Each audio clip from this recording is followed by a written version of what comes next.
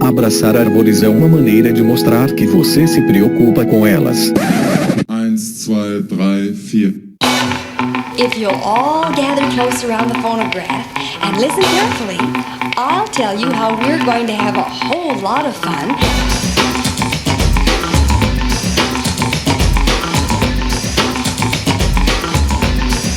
Howdy! Aqui é Fernando Lima e este é o Desabraçando Árvores, um bate-papo sem firula sobre ecologia e conservação, a vida, o universo e tudo mais. E eu estou aqui diretamente de Atibaia, São Paulo, e venho lhes apresentar, senhoras e senhores, ninguém mais, ninguém menos que João Paulo Krajewski. Ele que é biólogo, mestre e doutor pela Universidade Estadual de Campinas, a Unicamp, produtor, diretor, cinegrafista, editor e apresentador de vídeos de natureza e vida selvagem, além de fotógrafo. Apresentou o quadro Domingão Aventura do programa Domingão do Faustão da Rede Globo de televisão de 2008 a 2019 e a série Florestas Animais do Animal Planet. Atualmente apresenta a série Vida no Azul no ar pelo Animal Planet e Discovery Plus e a série Desbravadores do Planeta do programa Faustão na Band. Já esteve em mais de 60 países e tem mais de 4.000 mergulhos em recifes tropicais, florestas de algas e regiões polares. Tem 30 artigos científicos e de divulgação em revistas nacionais e internacionais e publicou 3 livros. É isso aí, pessoal, não é mole não, nós estamos aqui mais um cidadão do mundo para falar sobre a sua história, falar sobre a sua jornada, né? Eu agradeço aqui enormemente ao João Paulo pela generosidade, né, de conseguir achar um tempo aqui. A agenda de João Paulo é super corrida, né, como vocês viram aqui pela apresentação, é um cara que roda o mundo produzindo imagens maravilhosas, então fiquem ligadas, porque obviamente este episódio está mais do que sensacional. Seguimos! Pessoal, vamos aqui rapidamente para os nossos jabás. Sigam lá nas redes sociais, no Facebook, o Desabraçando Árvores Podcast, no Instagram, o @Desabrace, no Twitter também, o @Desabrace. E somos um podcast, 4. Sigam lá os nossos 4 podcasts, o Desabraçando Árvores, o Que Bicho é Esse, o Que Bicho é Esse Crianças e o Caderno de Campo lá no Spotify, na Amazon, no Orelo e na Apple Podcast. Se inscrevam no Google Podcasts ou no Cashbox e favoritem no Deezer para não perder nenhum episódio. Lembrando que se você ouve lá no Spotify, deixe lá 5 estrelinhas na avaliação pra gente, porque isso nos ajuda e nos deixa felizes e cotetes. Hey, that's something everyone can enjoy. Pessoal, este é um projeto independente que se sustenta literalmente a partir de um grupo absolutamente maravilhoso de apoiadores e apoiadoras que abraçaram o Desabraçando, né, na nossa campanha de crowdfunding lá no apoia.se/Desabrace, apoia.se/Desabrace ou através de doações pontuais no PicPay, no @Desabrace. Os apoiadores e apoiadoras têm acesso a um grupo exclusivo no WhatsApp, acesso aos bastidores, Desabracevas, né? A gente tá sempre trocando ideia lá. Então, se você se sente compelido, se você se sente compelida, né? Se você acredita no que a gente tá fazendo aqui, considere aí apoiar o nosso projeto a partir de R$1 lá por mês no apoia.se/Desabrace. Esse projeto continua existindo porque essas pessoas financiam o projeto, né, com as despesas que nós temos mensalmente. Então, mais uma vez, se você se sente compelido, se você se sente compelida, considere aí apoiar a partir de R$1 o nosso projeto e manter esta bagaça aqui online. Antes de seguir, pessoal, lembre-se sempre aí de mandar os seus feedbacks, né, os seus retornos, mandar as suas pedradas no nosso e-mail, que é o primeirapedra@desabrace.com.br. Se você tem aí considerações sobre este episódio ou episódios anteriores, mande aí o seu e-mail, né, no primeirapedra@desabrace.com.br. Lembrando sempre as palavras de Jesus em João capítulo 8, versículo 7. Se você não tem nenhum pecado, seja o primeiro a tirar uma pedra. Seguimos! That was fun. Let's do it again.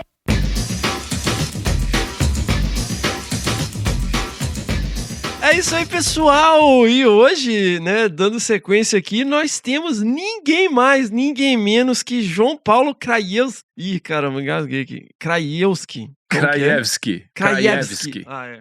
Krajewski. Pô, mas que nome massa. Tem que entrar isso aí, né? É. E agora? Senhora, dá um jiu-jitsu aí. Então, Krajewski. Pô, que sobrenome bacana, cara. Qual que é a origem? Esse sobrenome é polonês. Meus avós eram poloneses, né? E aí veio Krajewski. Olha só. Bom, galera, vocês já ouviram aí na apresentação, né, de com quem eu estou aqui, que honra e privilégio. Pô, me engasguei aqui com o seu nome, mas vamos lá, João Paulo. Poxa, muitíssimo obrigado, né, por aceitar o convite de estar aqui com a gente hoje. Sabe que sua agenda é super corrida, né, você e a Roberta. Vocês são literalmente cidadãos do mundo. Eu tava até reparando aqui, fazendo um deverzinho de casa, é difícil ver uma foto sua que você não tá trabalhando, cara. Você tá sempre ali com a câmera, você tá sempre apontando pra alguma coisa. Assim, geralmente o pessoal faz muita pose e tal, mas se parar pra pensar, todas as suas fotos estão trabalhando, né? Então, Fernando, é verdade. Então, primeiro eu queria agradecer imensamente o convite. Sou ouvinte, como eu estava conversando com você. Dou os parabéns pela iniciativa, pela forma, pelo conteúdo. E como eu falei, fico duplamente honrado por estar com você e tantos convidados incríveis que você entrevistou. Pra mim, estar no meio dessa galera é uma honra. E como eu falei, cara, a gente tá sempre... Eu ando muito no mato, ultimamente, esses últimos 2 anos, principalmente. Então a gente acaba ficando meio off, mas sempre que eu tenho oportunidade, cara, o conteúdo de vocês é espetacular, assim, me acalma no mato lá e me faz aprender bastante coisa. Pô, sensacional, obrigado, João Paulo. Imagina. Eu que fico até encabulado aqui. Que isso. Você, né, tem essa vida selvagem, né, vamos colocar dessa maneira, mas você teve uma infância urbana, né, você é de Campinas. Sou de Campinas, assim como a Robertinha nasceu em Campinas, também já nasceu na mesma maternidade, né, a Roberta Bonaldo, que é minha esposa, a galera, talvez alguém não saiba aí. Oh. Então, a gente trabalha junto hoje, mas eu nasci em Campinas, no meio da cidade, cara. Apesar de ter sido criado no meio da cidade, morei quando era bem pequenininho, eu nem lembro direito, mas eu morei 1 ano, 2 anos em Foz do Iguaçu. Meu pai estava trabalhando lá. Mas a minha vida consciente de lembranças foi Campinas, mas muito também sempre indo pro mato. Meus pais sempre gostaram de acampar, então final do ano era praia direto. Em Santa Catarina a gente passou muitas férias lá e, cara, eu sempre queria ir pro mato, assim, fosse o jardinzinho da casa. Santa Catarina, cara? É. Qual que é a relação? Tem a ver com a sua origem polonesa? Então, meu pai trabalhou uma época em Santa Catarina, montando uma indústria lá, ele fazia parte de montagem de estruturas e tal. E ele se encantou na região de Imbituba, para baixo de Florianópolis ali, se encantou, porque naquela época, imagina, eu tô falando aí, quando a gente começou a frequentar de férias ali, eu acho que era 86, 87, talvez um pouco antes, era uma vilinha de pescadores ali na Barra da Ibiraquera e só mar e mato, meu. A gente, pra ir telefonar, tinha que ir pra cidade, assim, tinha que pegar o carro. Então ele se encantou por aquele lugar e toda vez pegava a gente aqui, a família inteira saía de Campinas, pegava a BR-116, depois a 101, dava 14 horas de carro, puxando carreta, barraca e tal. Era uma peregrinação, assim, aí ficava 1 mês lá. E, cara, lá eu me soltava, eu revirar pedra no costão, ver bicho, era louco por bicho marinho, né? Tudo quanto é bicho, na verdade. Então, apesar de eu ter essa vida de campineiro ali no meio da cidade, também sempre tava indo pro meio do mato. Interessante essa questão, né, da influência dos pais, né? Porque, assim, convenhamos, o mar é meio longe de Campinas, né? Sim. Eu até tava falando com a Roberta, né, que Atibaia tá aqui na Dom Pedro, né? Mas feriado, galera desce tudo pro litoral. Tinha loja de prancha de surf aqui em Atibaia, cara. E assim, são atividades que exigem de você fazer um deslocamento muito grande. E você desenvolveu essa relação com o mar. Não sei se atribui isso a essas viagens de infância e tal. Eu acho que sim, Fernando, muito, viu? E como você falou, Campinas já é longe do mar, mas aí a gente resolveu ir mais longe ainda, ir pro sul de Santa Catarina, né? Que dá 14 horas. 800 quilômetros, cara, é uma loucura. Mas eu acho assim, toda criança, meu, adora a natureza. Não tem criança que não tenha curiosidade em natureza. E eu acho que o papel dos pais, eu acho que não é nem instigar, incitar essa curiosidade, porque é inato, né? Eu não conheço uma criança que não vê um bichinho e não fica curiosa. Eu acho que é manter essa relação. Então, os meus pais sempre gostaram de natureza. E final do ano, cara, eu não dormia semanas antes de viajar, porque eu ficava pensando o que eu ia fazer, o que eu ia levar, né? Então foi muito legal isso, todo fim de ano, e às vezes no meio do ano a gente fazia alguma viagem para acampar também. A gente chegou aí alguns anos para Campos do Jordão. Meu, é muito legal isso, assim. E como eu falei, às vezes tive esse privilégio de ter os pais que levavam lá para aquela praia paradisíaca na Barra de Ibiraquera, lá em Santa Catarina, mas fosse um jardim, um riozinho, eu também gostava de qualquer canto, assim, né? Então, a gente tem um baita privilégio de estar no Brasil, né? Ainda muita coisa bonita aqui, a gente sempre luta para conservar mais e mais, mas é um país fantástico, meu, né? No meu jardim aqui eu tenho, sei lá, talvez mais espécies de aves para observar do que no Reino Unido inteiro, né? É um privilégio desgraçado. É bem provável, né? É mesmo, né? Muito bom, cara. E aí, assim, conversando com a Roberta, galera, a gente vai se referir a Roberta várias vezes aqui. Não, ela merece, ela merece. É maravilhosa, nossa. Assim, na adolescência também você manteve essa relação com o mar, assim, como que foi? Então, Fernando, eu sempre, cara, porque a gente foi, essas férias que eu tô falando, eu cito muito esse momento em Santa Catarina, porque foi uma coisa que durou quase 20 anos, cara. Todo era sagrado, assim, né? Todo fim de ano a gente ia pra lá, ia acampar, então isso perdurou, passou minha adolescência inteira. E depois, claro, assim, eu fui fazendo amigos, né? Você vai aprendendo a dirigir, não sei o quê. Então, eu sempre buscava praia. Eu gostava, aprendi a mergulhar com 17 anos, né? E assisti os filmes do Jacques Cousteau, cara, ficava louco. Eu não lembro Nossa! eu não lembro em qual TV que passava aberta aqui, se era... Acho que era na TV Manchete, que nem existe mais, eu acho. Então, olha só. Ou Bandeirantes, era Manchete ou Bandeirantes, eu lembro disso também. É ótimo ouvir de você que você lembra ainda, porque a maioria da galera que eu falo hoje, nossa, nem sei quem era, quem não é da minha época. Nossa, eu esperava a semana inteira, cara, eu assistia em televisão preto e branco, cara. Olha aí, que ótimo, tá me fazendo me sentir muito bem aqui, não tão velho. Não, porque era muito doido, porque ele inventava uns equipamentos pra poder gravar debaixo d'água, né, umas coisas assim que não tinha na época, né. Exato, então eu assistia aquilo, cara, eu ficava louco, era igual você, assim, esperava o horário, sentava ali na TV, então, e meus pais sempre achavam a coisa mais linda do mundo, não ver e tal, e eu, quando eu tinha 4, 5 anos, perguntava o que eu ia, né, o que você vai fazer quando eu crescer? Eu falei, eu vou trabalhar com o Jacques Cousteau, e eu falava isso daí, então, e assim, meus pais também sempre compravam aqueles volumes de banca de revista, né, que você juntava um monte, né, Mundo Animal, sei lá. Então, assim, eu sou um fruto também dos documentários, das férias, de toda essa interação com a natureza. E os professores de ciências na época, que era molequinho ainda, me davam livros, cara, uns livros assim, mostrando coisa de inseto, com genética, um monte de coisa. Eu ficava olhando aquilo tudo, achava fascinante, assim, né? E sempre fui muito ligado em imagem. Então foi uma coisa que, cara, não conseguiu desgrudar da minha vida, assim, e meus pais sempre deram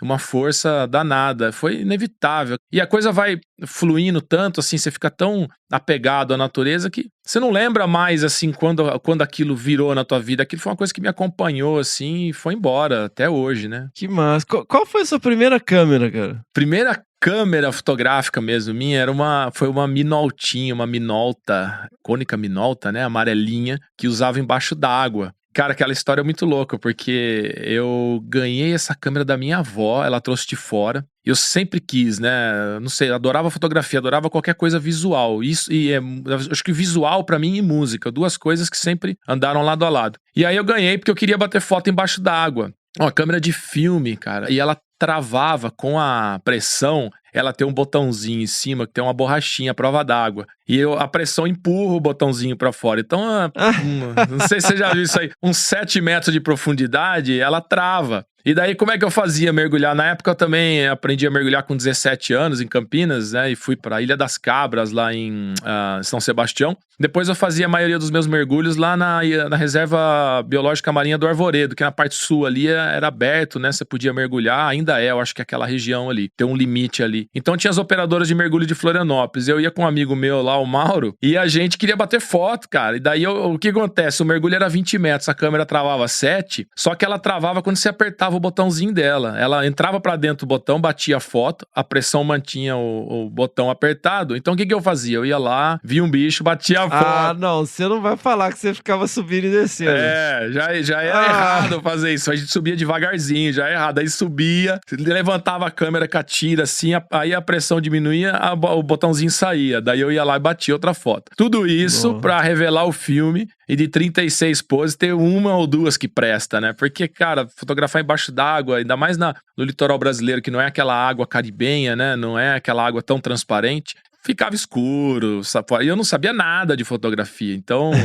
mas foi assim, cara, eu bati uma foto, saiu um borrão, assim, de um peixe, eu já ficava feliz da vida. Nossa, cara. Você aprendeu a mergulhar em Campinas? Como que é? É em piscina? Você faz o curso de mergulho em piscina, né, e depois você faz o batismo, né, daí a gente fez lá na Ilha das Cabras, em São Sebastião, um lugar super legal. Toda vez que eu tinha condição, ia. O meu começo, assim, de explorador e fotógrafo, cinegrafista, foi embaixo d'água. Mas, na verdade, que eu falo assim, até essa relação, né? Eu ia com a minha mãe no supermercado só pra ir na peixaria, cara. Antigamente, ia no que era? Eldorado, Carrefour, esses supermercados. Lá no fundo tinha aquela peixaria gigante. Cara, eu corria pra lá e ficava enfiando o dedo nos peixes, abrindo, botando a mão no olho, queria pegar e vinha fedendo peixe pro carro. E minha mãe achava lindo, falava, não, vai lá, vê que você gosta e tal. E eu tive essa relação com o mar. Hoje, a gente vai bater papo e vai ver, assim, eu tenho uma paixão por tudo, assim, passo até mais tempo em floresta tropical, né, principalmente a Amazônia, hoje é minha segunda casa, do que o mar, mas eu fiz biologia pensando em mar, falei, quero trabalhar no mar, biologia marinha e tal, foi meu começo. E você tinha aquário em casa?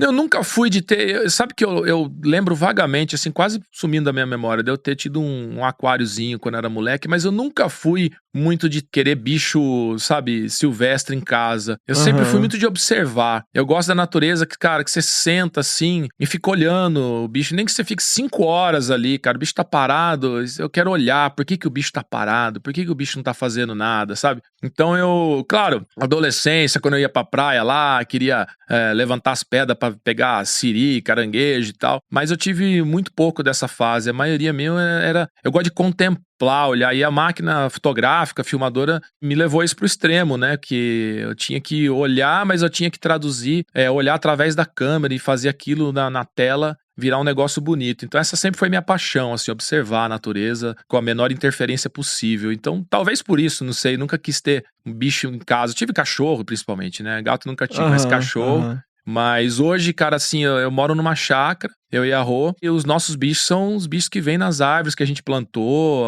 né, a Roberta de vez em quando põe uma bananinha aqui pros gambás, os saruês que vêm, e a gente tem umas abelhinhas nativas, então assim, essa bicharada, eu gosto nesse estilo, assim, sabe? Bota lá, a natureza vem pra você. Muito bom, cara, muito bom. E biologia foi uma escolha tranquila, então, né? Foi uma escolha tranquila, cara. E assim, eu não sei como é que foi pra você também, mas acho que muita gente, né? Quando você chega na época do vestibular, todo mundo quer dar palpite, né? O que você tem que fazer?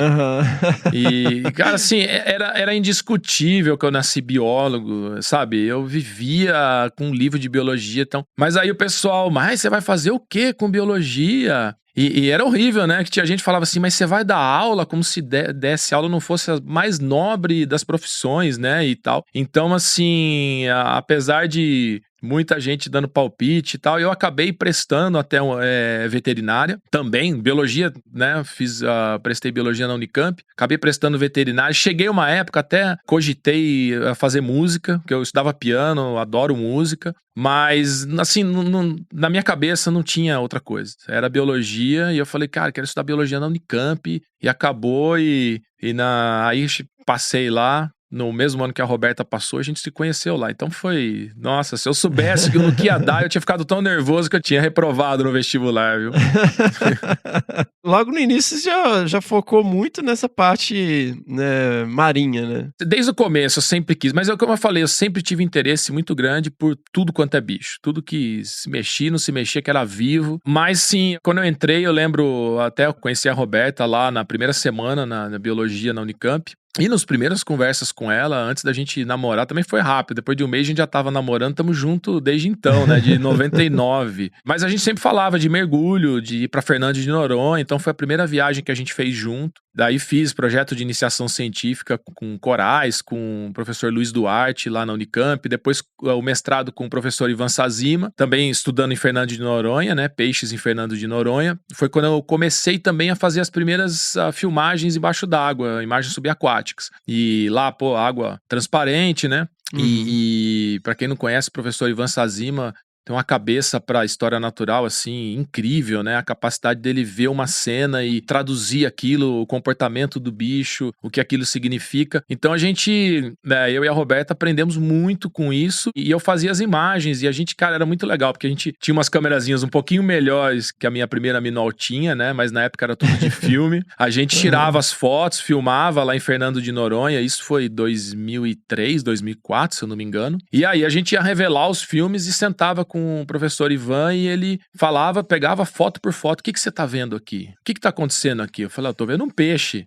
Sim, mas olha só isso, o comportamento, olha a postura, olha esse outro peixe aqui. Que então legal, cara. Com fotografia? Com fotografia. Ele esmiuçava tudo, assim. O Ivan, ele é meio Sherlock Holmes, né? Da história natural. Então ele pega uma foto, assim, que pra qualquer pessoa é um peixe passando e ele dá uma aula. Ó, o peixe tá fazendo isso, aquilo, olha a postura, olha isso. Esse aqui é um limpador, ele, né? Esse aqui, o outro tá invadindo a área do outro. Então a gente aprendeu muito com isso. E na época, eu comecei a fazer as filmagens embaixo d'água para coleta de dados mesmo, né? Seguia um bicho, ficava filmando e anotava quantas vezes o bicho fazia tal coisa, mordia no fundo, não mordia e tal. E uma parte disso daí a gente começou a usar para programas de divulgação. Então, o programa Terra da Gente é incrível, super legal, da EPTV Campinas, né? E tem um carinho muito grande pela equipe toda lá. Eles fizeram uma gravação com a gente lá em Fernando de Noronha, contando as histórias dos bichos que a gente estava estudando. Então, as interações de limpeza, de seguidores, um peixe seguindo o outro. E aí usaram as primeiras imagens que eu fiz. Lá foi as primeiras imagens que eu tive na televisão, né? Uma câmera gigantesca, cara. 4x3 ainda, 720 linhas de resolução. Hoje a gente tá filmando em 8K, né? 8000. Nossa. Né? Então, assim, aí foi. Daí eles fizeram esse, depois fizeram Globo Repórter, e aí foi o começo, né? De eu ver minhas imagens na TV e falar, cara, olha, é possível, né? A pesquisa, a ciência, mais as imagens na televisão. Aí, naquele período, a gente terminou o mestrado. A Roberta foi fazer o doutorado dela na Austrália. E lá também, putz, eu falei, vou pra Austrália com ela. Depois eu fiz meu doutorado de sanduíche lá na Austrália. Mas a gente continuou. E aí foi assim, filmando bichos marinhos. A gente fez na época um programa Globo Repórter com as imagens. O pessoal da EPTV, com Ciro Porto, fizeram um Globo Repórter com bichos de fora d'água, lá as aves australianas, mas muito também da barreira de corais. Foi o meu começo na televisão, assim. Mas eu já vou voltar um pouquinho, porque assim, a gente tem toda essa questão, né, lógico, de observacional, né, do feeling e tal, mas, assim, nessa época não era tão simples, assim, o equipamento, além dele não ter a mesma capacidade do equipamento que existe hoje, ele era muito menos acessível, né, não era simples comprar um equipamento importado, uma câmera e tal. Qual que é a história dessa sua primeira câmera para fazer vídeo? E você falou uma coisa que tem toda a razão. Hoje você tem um acesso muito mais fácil. Cara, você tem uma ideia, você pega qualquer celularzinho barato hoje, bota dentro de um saco plástico, enfim, embaixo d'água, você vai ter uma imagem, pelo menos em lugar raso, melhor do que a câmera profissional, que era, né, o top que eu usava na época que eu filmei em Fernando de Noronha. E claro que isso gera o acesso, mas também todo mundo tem acesso, gera uma concorrência, né? Hoje todo mundo bota vídeos incríveis no YouTube. Mas as primeiras câmeras que eu tive, simplesinhas, foi família, cara. Foi uma coisa assim, eu sou eternamente grato. Como eu falei, minha avó trouxe a primeira, minha mãe me ajudou a comprar a segunda, deu pra mim a câmera, daí a gente foi atrás de comprar a caixa à prova d'água pra botar essa câmera dentro da caixa. Qual que foi essa câmera? Que sua mãe te deu o seu upgrade da Minoltinha. Foi a Minoltinha. A segunda, depois eu tive uma câmera chamada Nikon 5. Era uma Nikon, que ela era a própria câmera à prova d'água, né? Na câmera tinha as borrachinhas e tal, de filme. E depois a gente foi para aquelas DSLRs, não era nem digital, olha, SLR, né? Aquelas de câmeras, era uma Canon Rebel 2000, uma coisa assim, que minha mãe me deu. E depois a gente comprou uma caixa estanque para usar ela embaixo d'água. Olha aí. E na época do professor Ivan, a gente tava com um projeto, acho que era da FAPESP na época, e eles tinham um equipamento que a gente usava também. Era um equipamento bem legal, caixa à prova d'água, flash, né? Mais para fotos. Então eu também comecei trabalhando mais com foto. E depois eu também, família ajudando, um trazia de fora e tal. Eu comprei uma filmadora. Mas assim, era um equipamento na época muito bom, mas não é o equipamento nível que a gente trabalha hoje com as produções grandes, né? Então era um equipamento assim, bom, mas acessível, né? Dava pra uma matéria de TV, assim? Dava tranquilo. Na época. Que também a televisão era baixa resolução, então era equivalente, né? Exatamente. Exatamente. Então assim, hoje, os caras querem só as câmeras Ferrari, né? Que é só câmera... Porque você tem, por exemplo, nos documentários que a gente grava hoje, que a gente trabalha muito, principalmente com a BBC, a Netflix e tal, eles têm uma lista de câmeras aprovadas. Então, eles têm...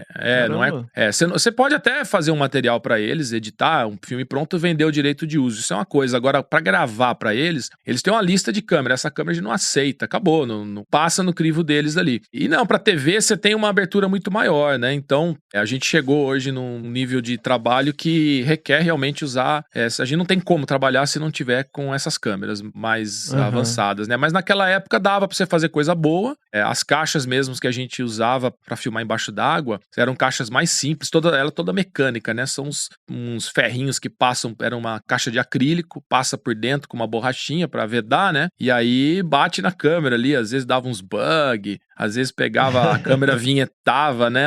A lente não batia direito. É assim, mas dava pra filmar, saíram umas imagens bonitas. Mas foi importantíssimo, né? Porque foi o primeiro contato que a gente teve com televisão, que é um mundo diferente da ciência até... Então eu estava assim naquele mundo acadêmico puro, né, que acho que a maioria de vocês aí, os ouvintes também estão mais infiltrados, apesar que hoje está tendo cada vez mais essa necessidade de divulgar, então a galera acaba aprendendo muito sobre foto e vídeo e tal, né, e comunicação. Mas foi assim o começo. Né? Eu gosto muito de colocar as coisas em contexto, João Paulo, por isso que às vezes eu fico fazendo as referências de velho, porque nem todo mundo sabe, né, que tipo, a minha primeira câmera, eu tive era uma Yashica 35mm. Olha aí. E na graduação eu comprei uma Pentax K1000, que era um Jeep Willys, assim, tipo, sei lá, você joga na parede, ela continua inteira. Mas era uma baita, foi uma câmera icônica, assim, histórica. Eu comprei usada, assim, eu juntei uma grana da bolsa de IC, comprei usada em Belo Horizonte, e ela veio com fotômetro estragado. O fotômetro dela não funcionava. Sim. Então eu comprava a caixinha de filme, e a caixinha de filme, ela tinha um desenho na parte interna da aba. Isso. Tipo assim, F4 com uma nuvenzinha. Tipo assim, em que condições você usa cada vez. Aí assim, você tirava as fotos e depois você tinha que ir lá, pagar pra revelar e descobrir o que saiu do outro lado, né? Então era um processo que você não via na hora e tal, pra você aprender. Era um negócio lento e caro, né? Era caro. Você tinha que mandar revelar e imprimir as fotos. É incrível, não, a câmera é muito boa, a Pentax K1000 eu via toda hora. Eu lembro que eu fiz o primeiro curso de foto mesmo com o professor José Sabino na Unicamp, o pessoal organizou, e ele falava direto da K1000. E eu tava com a minha Minoltinha na época, que não tinha comparação, era bem mais fraquinha. Mas o que você falou é verdade, a gente tirava foto na época de slide, né, na época do projeto de pesquisa, e você não via nada, Algumas coisas a gente revelava lá em Fernando de Noronha, tirava com negativo mesmo, revelava em fotos impressas, né, no papel. Mas uma viagem grande que a gente fez era tudo slide. O filme era caro, né? Era aqueles Velvia, Provia, né? Uma coisa assim. E daí você tinha que pagar mais uma grana pra revelar. De repente você olhava, o flash falhou, sei lá o quê, o rolo inteiro. E no mergulho você tem lá... Já é um negócio caro na época, né? Você tá embaixo d'água e dá errado, Aconteceu várias vezes, assim. De dar uns problemas. E já aconteceu deles você mandar revelar e o pessoal revelar como se fosse filme normal, filme de slide? Não, nunca aconteceu. Já aconteceu uma coisa... aconteceu comigo, cara. Comigo com o Leão Preto. Tá louco. Aí fosse foto tudo esquisita, com as cores baita grana que você gastou. Aconteceu uma coisa curiosa. Um amigo meu trabalhava na Universidade Federal de Santa Catarina muito tempo atrás, ele é o Mauro. E aí teve um evento de tênis lá, não lembro o que foi, uma competição de tênis. E eles compraram uns filmes, né? Ele tinha comprado uns filmes e sobraram 2, 3 filmes lá. E ele falou, não, eu comprei esses filmes e tal, a gente usou aqui pra tirar foto da competição de tênis, mas isso aqui não usou. Pega pra você, vamos lá mergulhar e tal. Aí botei o filme e tal, pô, empolgadaço, na época era uma grana, né, sei lá, eu acho que, eu lembro de um valor assim de 50, 60 reais um filme naquela época, imagina hoje, né, deve ser que 200 conto, né, pra você tirar 36 fotos. Aí eu fui lá, tirei, né, as fotos, quando mandou revelar, cara, o filme já tinha sido usado, então parecia assim uma raquete de tênis e uma garopa no fundo. Cara, eu queria matar ele, falei, pô, fui até aí, gastei uma grana com um mergulho e tal. A gente deu risada junto depois, né? Mas foi engraçado. Ele tinha usado os filmes e tinha esquecido. Ficou com a pontinha pra fora e deu esses pau. E às vezes rolava também embaixo d'água, de no final do filme, ou na hora que você montar, tinha uma catraquinha manual. E a catraquinha escapar. E daí você batia foto, cara, embaixo d'água. E chegava na 36, era pra parar em 36. Você puxar o filme e ficar duro. Chegava no 40, 40 e pouco. Caramba, eu já sei o que aconteceu. Escapou a rodinha. E todas as fotos que eu bati não tinha puxado o filme, né? Nossa, cara, eu nem acredito. Hoje a gente tá aqui com um cartão de memória de 2 tera, vai um cartão na câmera hoje, né? Um SSD que vai na câmera. E eu lembro a primeira câmera digital que eu tive foi uma câmera que a gente comprou em São Paulo. Era uma PowerShot, sei lá o quê. Vinha com um cartão de 126 megabytes. Cara, isso aí é um frame do vídeo que eu faço hoje, dá isso aí. Hoje é o SSD de 2 tera colocado na câmera, que doideira, né? Nossa, tá nesse nível já, nem sabia disso. Tem cartão SSD pra câmera, mano? Uns SSDs ou cartões bem pequenininhos, né, de alta velocidade. Caramba. Hoje, cara, uma fortuna, o preço de uma câmera. Muito bom, cara. Aí a gente tem que colocar essas coisas em contexto, né, cara? A galera hoje nem sabe o que é um filme. Eu acho engraçado que, igual a Miriam, né, a minha esposa, às vezes ela... vamos revelar umas fotos das crianças, né? Ela fala, não, você vai imprimir, né? Porque não revela mais, né?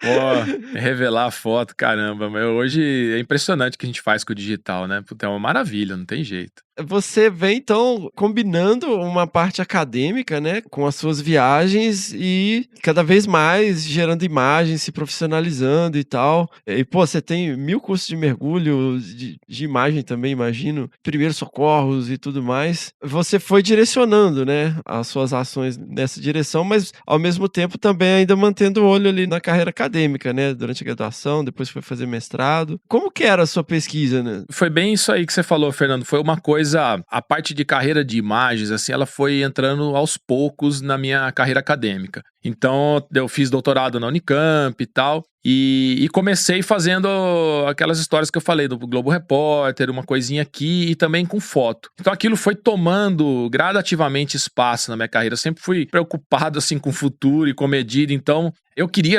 desde, né, que eu entrei na Unicamp, falava com a Roberta, eu queria trabalhar com documentário, com imagem, mas é um mercado, cara, que não tinha no Brasil.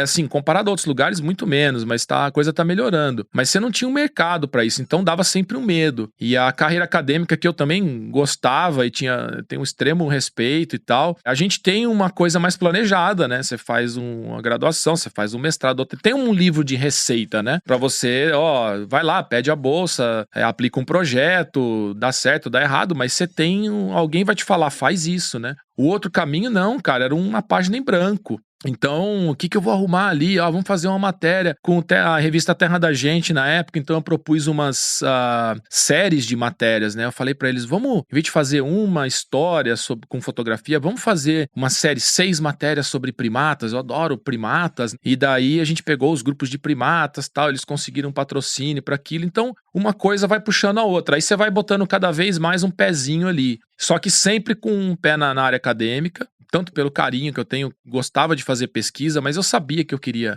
sair dali e fui aprendendo isso daí. Então, eu fui o primeiro a me arriscar. A Roberta ficou mais tempo na área acadêmica, até porque ela tem uma cabeça especial para a área acadêmica, ela tem uma capacidade que eu não tenho, assim, admiro, ela é genial. Então, assim, ela foi ficando mais tempo na área acadêmica. Aí eu fui lá, fazia um filmezinho aqui, fazia uma coisinha pra TV, fazia meus projetos, principalmente com o pessoal do Terra da Gente, um Globo Repórter aqui. Aí a gente começou a fazer o Domingão Aventura, que até vocês falaram pro Domingão no Faustão, né? Então isso me deu uma saída maior pra essa área profissional, porque tinha uma demanda maior. E aí, quando eu tava terminando meu doutorado, eu já tava bem com o pé nessa área, fazendo fotos e vídeos, várias coisas pra TV. Aí eu falei pra ela, acho que é a hora de arriscar. Porque no começo, Fernando, eu tinha um sentimento assim de que toda vez que eu ia pro mato fotografar ou filmar, que eu não tava fazendo algo da minha profissão. Era engraçado, eu me sentia um certo sentimento de culpa, sabe? É mesmo? Eu falava, cara, eu tô fazendo uma coisa que eu gosto muito, assim, é um sonho, mas a outra carreira que é o que tá sedimentado, né? Mas eu terminei o doutorado, tudo, e aí, a partir dali, falei, não, agora eu vou fazer isso aqui. E aquilo foi entrando, porque você tá lá, só graduação, mestrado, doutorado, quantos anos são da tua vida que você tá amarrado naquilo? Então, tua cabeça, toda a sua vida gira em função daquilo, e não só do que você sabe fazer, mas como é que eu posso dizer assim, do que é certo ou errado, assim, sabe? Se você falar, é isso aqui é a minha vida, é a minha carreira, e você acaba dando uma importância para aquilo que você dedicou sua vida. Então você fala, é isso aqui que é importante. E a outra área que eu tava começando, eu fui aos poucos. Mas aí aconteceu uma coisa em 2015, foi. Tive um festival de filmes de natureza chamado Wild Screen, que é em Bristol, na Inglaterra. E aí lá, o pessoal da BBC tava procurando histórias pro Blue Planet 2, lá o Planeta Azul 2, série de documentário que eles estavam começando a gravar. E aí eles falaram, olha, se você tem ideias de histórias, né, incríveis no mar, vem falar com a gente. E aí, o que aconteceu? Eu tinha ficado anos trabalhando em Fernando de Noronha com o professor Ivan Sazima, e ele tinha mostrado, cara, tudo de lindo, maravilhoso de comportamento animal que se tinha naquela ilha. Então, interpretado tudo. Então eu cheguei pro pessoal do Blue Planet, peguei tudo que eu tinha aprendido, falei, tem essa história. E aí eles, uma das histórias, que era a moreia que sai fora d'água, ela salta fora d'água pra caçar caranguejo, eles acharam interessante. A gente foi lá, eu fui guiando eles na época, apesar de já estar trabalhando como cinegrafista, eles têm um crivo altíssimo, né? Então, eles assim não conheciam o meu trabalho, e eu fui como guia, vamos lá, expert científico lá, levei o pessoal, mostrei os bichos, mas aí o que aconteceu? Eu fiquei lá 30 dias com eles, e conheci uma pessoa maravilhosa, assim, que mudou minha vida, que foi um produtor chamado Miles Barton. Tem até uma história curiosa, assim, eu sou bem cético, eu vou contar, foi uma coincidência, mas é uma coisa curiosa. A gente foi gravar numa área lá, quem conhece Fernando de Noronha, uma área intangível do parque, é chamado Buraco da Raquel. São poças de maré. E aí tem essa moreia que ela sai fora d'água quando seca, a maré baixa, e ela come os caranguejos que estão passando na frente dela. E ela salta fora d'água, um comportamento incrível. Ela salta ou ela anda, assim? Ela rasteja, né? Mas quando ela tá pra dar o bote no caranguejo, ela dá um bote igual de uma cobra, cara. Mas ela fica então um tempo fora d'água, assim? Ela chega a ficar um tempinho fora d'água ou fica em poças de maré muito rasinhas, assim, né? Um baita de um estresse pro bicho, né? Água quente e tal. Mas ela fica ali. Então ela chega a dar um salto. Aí depois a gente foi pegando as manhas, né? Quando vem uma onda, se a maré tá subindo, ela tem um apoio melhor, porque daí ela usa a própria água, ela dá um impulso na água, mas às vezes ela dá um impulso no chão. Só que é um bicho que escorrega pra caramba, né? E aí ela dá uns pulinhos mais ou menos, assim. Mas ela chega a sair uns 80 centímetros. Você sabe que a primeira vez que eu vi esse bicho fazendo esse comportamento foi muito doido, porque os caranguejos, né? O Grapsus lá, o aratu, ele corre por cima da água, né? Ele salta assim e corre por cima da água. E aí, na época, eu tava com a câmera de filme, com a Rebelzinha que eu te falei lá, e falei pro professor Ivan, falei, Ivan, chega perto dos caranguejos que eles vão pular, eu quero bater uma foto deles correndo por cima da água. E fui bater uma foto do caranguejo, cara, com uma câmera de filme. Bati a foto, mas eu vi que na hora que eu bati a foto, deu um barulho, um splash na água, meio estranho, né? Aí aquela coisa, Fernando, um mês depois, a gente voltou pra cá, pra Campinas, fomos revelar o filme, saiu no filme o caranguejo e a moreia no ar, cara. A única foto que eu bati, né? A moreia no ar. Caramba, cara, que legal. Com a boca no caranguejo. Foi uma sorte, assim. Tá no livro que a gente publicou. A gente fez um livro com o professor Ivan lá de os peixes, a vida dos peixes em Fernando de Noronha. Um livro de divulgação. E tá a foto lá de filme. E aí, essa foto que quando eu mostrei pro pessoal do Blue Planet lá da BBC, eles falaram, não, vamos filmar isso aí. E aí eu fiquei lá 30 dias com dois cinegrafistas e um assistente de direção e o Miles Barton, que era o produtor. senhor já na época de 60 e poucos anos, foi uma pessoa fantástica, maravilhosa. Ele tinha feito um monte de filmes com o David Attenborough, ele tinha feito o Life of Birds, a Life in Cold Blood, vários deles lá, e sequências icônicas da BBC, assim, que eu sempre amei. Falei, cara, e ele era um senhor, assim, uma pessoa fantástica, assim, ele era, sabe, magrinho, fraquinho, ele carregava tripé de 20 quilos e tava sempre ajudando e trabalhava duro. E aí a gente chegava e assistia as cenas que o pessoal tinha gravado, e eu achava, cara, as cenas mais perfeitas que eu vi na vida, assim, né? Era o Rod Clark, o cinegrafista, tal, e o Dan Beecham. Eles fizeram as cenas, eu olhava aquilo, achava assim, tá perfeito. Aí o Miles vinha com a maior calma, é um bom começo, isso aqui já serve de referência, a gente pode fazer mais assim, mais assado. Eu olhava, nossa, o crivo dos caras, onde é que eles querem chegar, né? E foram 30 dias lá. E o Miles foi um cara que me acolheu muito, eu consegui mostrar meu material pra ele, ver. E ele foi o primeiro cara que falou, você vai trabalhar nisso, você tem jeito, você tem material bom, vai fundo. Porque, como eu falei, é um mercado que não tinha no Brasil. E você sabe que aquele complexo de vira-lata perdura, infelizmente, muita coisa aqui no Brasil. Muita coisa mudou, né? Na ciência hoje, o brasileiro é fantástico na ciência, mas anos atrás sempre ficava, né? Aquela coisa, a gente sempre se sente inferior. E ele foi um cara que falou, não, você vai trabalhar nisso. E eu olhava e falava, como que eu aqui no Brasil, tô com umas câmerazinhas mais ou menos, vou chegar e trabalhar com o pessoal da BBC. Ele me acolheu também quando eu fui pra Bristol e me apresentou pro pessoal. Então, essa conversa lá em Bristol, por exemplo, eles abriram, né? Era uma chamada, você escreveu alguma coisa, foi conversando, você apresentou seus vídeos. Como que foi esse primeiro contato antes deles virem? É outra coisa só cheio de coincidências curiosas. Eles tinham um horário marcado no festival de filme.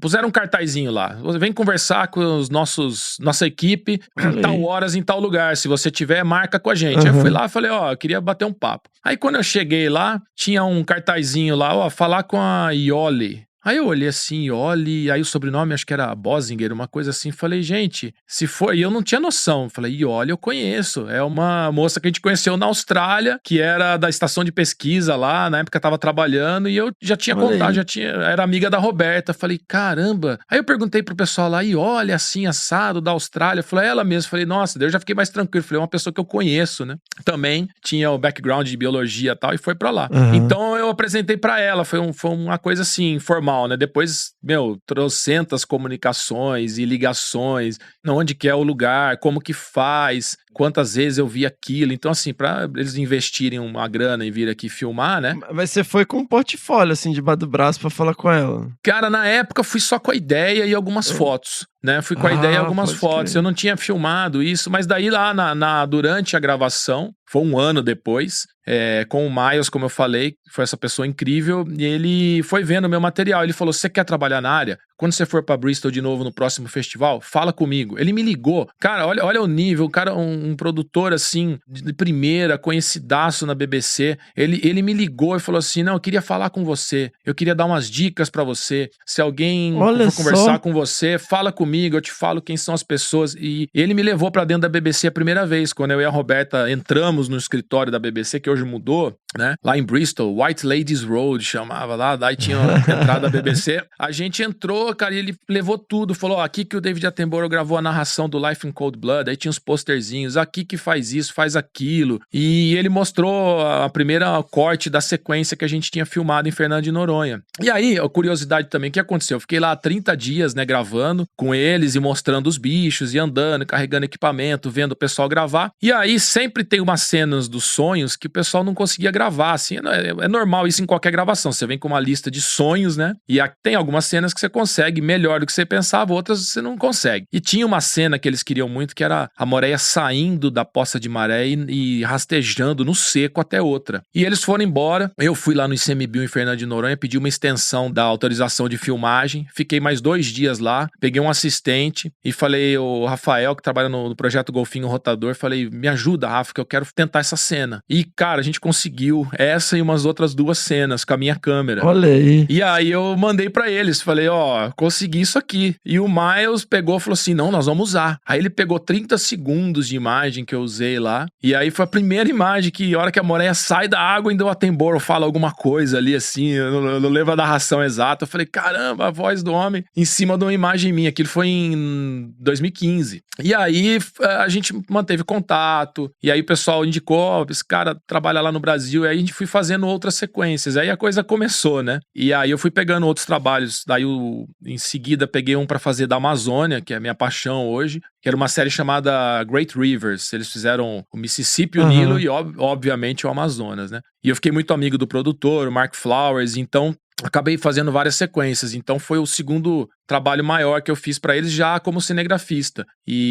Mas foi muito murro em ponta de faca, foi muito assim, troca de equipamento, eles queriam coisa melhor e assim, aí chegou num ponto que eu tava com uma demanda de trabalho pra eles, mas eles falavam, a câmera que você tem não serve, a gente precisa de uma câmera melhor. E cara... Então, você foi produzindo vídeos, produzindo imagens e tal, e mandando, e eles foram recebendo e aumentando a demanda. Exatamente, e foi muito assim, eles entram em contato, a gente vai gravar uma série no Amazonas, na Amazônia inteira, né? Você conhece um lugar pra filmar tal bicho, então eu conhecia. Na época, trabalhava muito com o pessoal da RPPN Cristalino, no sul da Amazônia, ali no norte do Mato Grosso, né? Sul do Pará. E aí fui gravar, indiquei o lugar pra eles, mas mostrava as imagens que eu tinha, falou, eu consigo gravar, mas a gente precisa de uma câmera melhor. Então, às vezes, alugava, eles traziam equipamentos, e chegou num ponto de demanda que eu falei, cara, eu preciso gastar aquela grana numa câmera, porque eu tô perdendo o serviço, né? E aí, puxa, é aquela coisa de família. Minha mãe me ajudou pra caramba, e na época eu comprei a câmera, e aí você tem tudo na mão. Você tem um lugar, a câmera, mas assim, claro, não é ter a câmera, né? Você precisa de câmera, precisa de lente, o tripé e movimento. Então, mas isso tudo é feito em conjunto, eles trazem coisas, né? Mas foi muito murro em ponta de faca, assim. Isso é um resumo do resumo do resumo, né? Uma coisa que você mencionou, João Paulo, vocês vão com uma missão. Como é que funciona? Porque assim, ai, que vida de sonho, vocês viajam o mundo filmando animais, dirível. Parece, né? Com que antecedência, cara? Eu imagino meses, né? Mas vamos lá, é uma pergunta que eu realmente não faço ideia. Qual é a resposta? Vocês pensam numa linha de storytelling, assim, a gente quer mostrar isso, de tais e tais e tais espécies, a gente quer colocar esse contexto do rio, das espécies, da parte de biofísica, da parte das pessoas que vivem lá e tal. Vocês já vão em linhas gerais, uma sketch do que vocês têm que fazer? Sim, Fernando, você até que das pessoas que fazem essa pergunta, você foi o que mais fechou. Olha aí. Você mandou bem. Você quando precisar de um produtor, já vou indicar você lá. Ah, meu Deus. Mas é mais ou menos isso. O que acontece é assim, os documentários, os assuntos são bem fechados. Então, muitas vezes é uma série, por exemplo, sobre aquela Great Rivers. Era sobre o Amazonas, sobre o rio. A jornada do rio e coisas incríveis que acontecem nesse rio, mas fala do tamanho do rio. Então, tem gravações que são assim, olha, a gente precisa mostrar a dimensão do rio e precisa de imagens aéreas assim assado. Então, uma gravação simples, a gente vai lá, sai de Manaus, pega o barco, para nos lugares e eles descrevem. A gente quer um barco como referência para mostrar a largura do rio, a gente quer uma margem assim, a gente quer água barrenta, que depois a gente quer uma cena lá no Rio Negro com a água mais escura, aquele cor de chá e por aí vai. Então, essa seria o mais simples. Agora, quando a gente tem uma história, começo, meio e fim, a gente quer mostrar a dificuldade desse animalzinho em cuidar dos filhotinhos, ou aquele comportamento da moreia saltando para pegar o caranguejo. Então, eles vêm com uma sequência, né? O famoso shot list, né? A lista de imagens e uma prancha, às vezes até de imagens, uma história em quadrinhos, né? Olha só. Vem com storyboard, assim, né? Uma história em quadrinhos. Então vem ali a imagem do cenário, a maré baixando, o caranguejo de pertinho, daí o caranguejo pulando pra ir comer a alguinha lá que baixou a maré. Aí a moreia malvada atrás da pedra olhando, só o olhinho dela. Então tem a lista dos sonhos, assim, né? Quando você pega um produtor que tem uma noção muito boa de história natural, ele faz aquilo, ele fala, obviamente assim, isso aqui não é fechado, né? Porque não adianta ele contar uma história que às vezes a gente não conhece, não viu, não foi no lugar lá observar 30 dias, né? Até pra pesquisa isso é difícil, né? Você ficar 30, 40 dias sentado observando, né? Às vezes você tem outras coisas, né? Então, assim, o tempo que a gente passa vendo os bichos é muito grande e a gente aprende, ó, isso aqui não é realista. Não é assim que a moreia caça. A moreia caça mais assim. Então a gente vai mudando a história, mas o que é fundamental, Fernando, assim, pra gente que é da área acadêmica também, a gente vai muito pela ciência, pelos fatos, pelo que é interessante, né? Como você falou, até chegou a usar o termo aí da, sei lá, se foi geomorfologia ou da química da água, sei lá o quê. Pro filme, a gente quer as cores, o tom. Então, assim, a maioria dessas direções são de estilo, não de conteúdo. Né, não a maioria, vamos lá, existe a preocupação grande com o conteúdo, eu não tô dizendo que não existe, mas a ciência ela se preocupa com o conteúdo e zero de emoção, porque você não pode decidir o destino da sua pesquisa de acordo com o que você quer, é o fato, é o que o dado te mostra, né? E lá no filme a gente precisa pôr emoção para conectar o pessoal. Então, por exemplo, quando vem uma gravação X lá, eu lembro até hoje assim, né? Quando a gente foi gravar o Boto Vermelho, o Boto Cor-de-Rosa lá no Rio Negro, o produtor falou, sabe como é que eu enxergo o Boto Vermelho? Como um Edwards Mãos de Tesoura. Sabe aquele cara loucura. Que... ele falava assim, é aquele cara carismático, mas ele é estranho. Ele tem um toque místico, assim. E não é só um bicho bonito, majestoso, mas ele tem um quê, né, de incomum, assim, mas ao mesmo tempo é um bicho legal, dócil. Então eu quero passar essa ideia. Então eu converso às vezes assim, me manda uma trilha sonora. Ele mandou as trilhas sonoras do Edwards Mãos de Tesoura. Eu falava, cara, já sei. Aquele bicho... né, até pra um golfinho, ele é todo... Danny Elfman, né? É, o Tim Burton só faz um filme com trilha sonora do Danny Elfman. É, isso mesmo. E aí, assim, o bicho ele é todo diferente, o lugar é diferente, aquela água vermelha né, embaixo d'água fica aquele tom vermelho, aí o bicho tem aquela flexibilidade no pescoço, focinho com pelo. Então a gente foi mostrando isso daí. Então eles vão muito pro estilo, mas tem uma história. E essa história, ela evolui. Às vezes o diretor tá com você, ou às vezes eu vou passando uma gravação remota, em que eu tô com a minha equipe e eu mando todo dia o que a gente tá gravando. E às vezes eu falo, cara, isso aqui não acontece. Isso aqui é irreal, a gente achou que era assim, ou até, às vezes a pessoa coloca e fala, não, então vamos filmar o que é real, vamos filmar o que tá acontecendo, mas o estilo, o ângulo que você vai pegar a imagem, as lentes que você vai usar, se vai ter movimento, o estilo todo, ele é muito discutido. Entendeu? Então existe essa preocupação muito grande com o estilo e como você vai contar aquela história. Como quando eu trabalhei no Rivers, foi muito assim, o Mark Flowers, que é grande amigo meu hoje, ele desenha super bem, então ele fazia os desenhinhos assim, né? E às vezes a gente dava risada, porque ele falava, você tem premonição assim, né? Você faz o desenho e acontece o negócio. E aí é porque a gente busca aquilo ali, mas coisas não aconteciam. Então ele falava, é uma filosofia, é uma ideia, né? A ideia é que esse bicho tá se arriscando a vida dele com esse obstáculo para pegar comida. E se ele fizer isso de outra maneira, nós vamos contar a verdade que acontece. Depois isso aí vai para eles editam e tem toda uma checagem de fatos. O pessoal da BBC, cada frase vai falar, você falou que o rio Amazonas é maior que não sei quantos rios combinados. O cara vai checar se aquilo é verdadeiro, né, para não botar besteira no meio. Que legal, cara. E aí, vamos pra parte de logística, João Paulo, que a gente tá gravando aqui e você tem uma quantidade, assim, não usual de equipar caixas, estanque, tipo Pelican, assim, como que é uma logística, assim, agora eu vou me preparar aqui pra uma expedição, cara, quanto que você paga pra despachar as coisas no avião? Cara, essa parte é chata. Você sabe, só uma coisa, posso fazer um parênteses aqui, que eu comecei um assunto, a gente derivou, e eu não terminei uma história, que eu falei uma curiosidade, quando eu tava falando do Miles Barton, que foi aquele produtor que me acolheu na BBC, só pra eu terminar, que foi muito curioso, assim.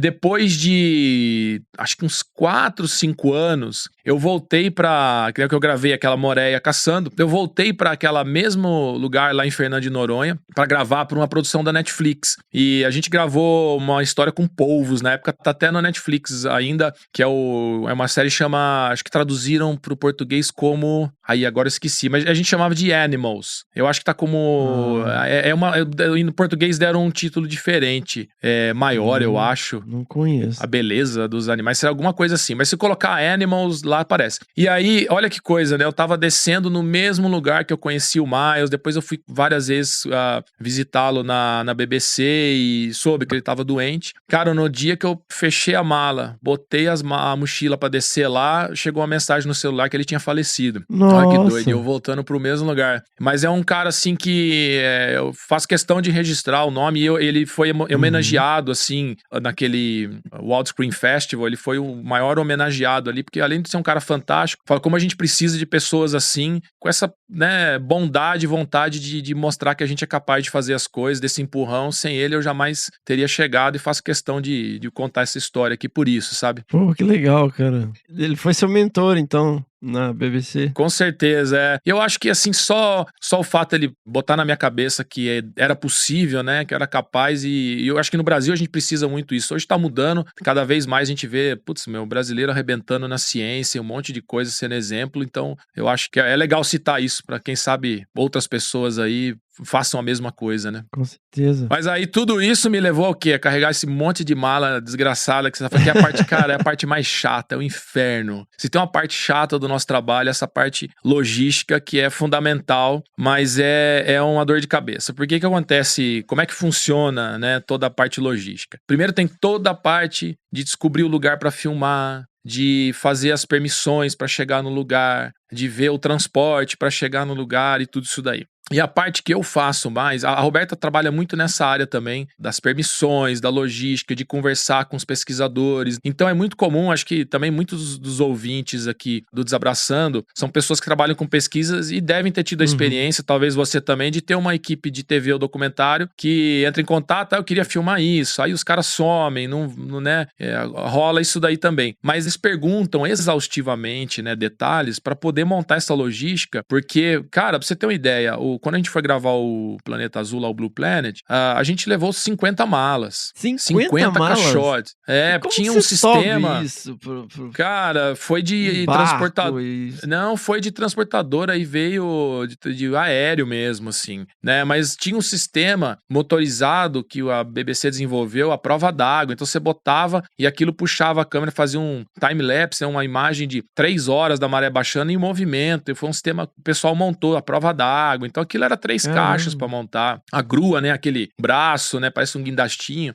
Então, a gente leva muito equipamento, na maioria das viagens. Então, tem toda essa parte de preocupação. É um investimento, né, enorme pra gente fazer lá com 30 dias para fazer 5 minutos de filme. Então, hoje, existe esse lado do contato, a preocupação de montar toda essa parte logística de permissões, autorizações, papelada e tal. E a minha parte que eu faço, como direção de fotografia também, é escolher o equipamento, as câmeras, as lentes que vão, e eu tenho uma parte do equipamento é meu, uma parte eles trazem de fora, mas eu tenho que checar, tanto aqui quanto na lista que eles mandam, se tá faltando um parafuso. Cara, tem câmera que me dá um estresse, assim, toda vez que eu vou viajar, a noite anterior eu não durmo, que eu falo, meu Deus, cara, se faltou aquele suporte de lente, não tem como botar a lente grande, aí não vai dar pra usar. Imagina, você chega lá, né, traz não sei quantos equipamentos e faltou um cabo. Você não tem como ligar o monitor, e a gente tem que pensar assim, se o monitor falhar, eu vou usar o monitor B. Esse monitor B, qual cabo que eu preciso? Cara, e assim, esse monitor controla a câmera, não controla, vai caber, vai balancear no estabilizador de imagem, o cabo, se eu vou subir na árvore, dá pra puxar, cara, é tanto equipamento. Então, assim, eu faço esse trabalho também. Às vezes eu fico 2, 3 dias pra arrumar as malas. Sento aqui no escritório, boto uma musiquinha e vou. Parafusinho, né? Algumas coisas a gente já tem umas manhas que já ajuda bem, mas a gente teve umas gravações ano passado que era amarrar a câmera em cima da árvore, que ia ficar 1 mês lá. E a bateria vai dar? Qual bateria é melhor? Se chover, e se bater vento, vai molhar? Vamos fazer E a gente tem o professor Pardal também faz umas estruturas de metal e cola aqui e ali, né? Então, quem trabalha muito comigo hoje, o figuraça, o Edson Chuck também, que é biólogo, e ele também, cara, ele vive MacGyver, assim, consertando coisa com fitinha e colando coisa. Então, a gente tem bem essa coisa da gambiarra, assim, vocês não veem, depois sai bonito na televisão, mas a gente, às vezes, é tudo muito lindo, equipamento de primeira, às vezes a gente resolve com umas umas gambiarrinhas, assim, sabe? Uhum. E aí a gente monta essa malaiada toda e tem que mandar pra eles, ó, tô com 15 malas pra mandar. A maioria das vezes, hoje, a gente despacha mesmo no avião, paga excesso de bagagem e manda ver. Eu acho interessante as questões dos bastidores, né? Outro dia eu vi uma foto sua, não lembro se era num rio ou numa praia, mas você fez uma trincheira pra poder ficar com a câmera na altura lá e você poder ficar numa posição confortável também, porque imagina, essa coisa de ficar horas lá esperando, horas parado e tal. Eu vejo essa coisa, cada vez mais a gente tem envolvido estudantes de graduação nas atividades de projeto e tal, e as pessoas não conseguem se concentrar, não conseguem ficar paradas, não conseguem não sei o quê, fica, ai, que vida de sonho, viajar pelo mundo fotografando o bicho. Falei, velho, você consegue ficar 3 horas lá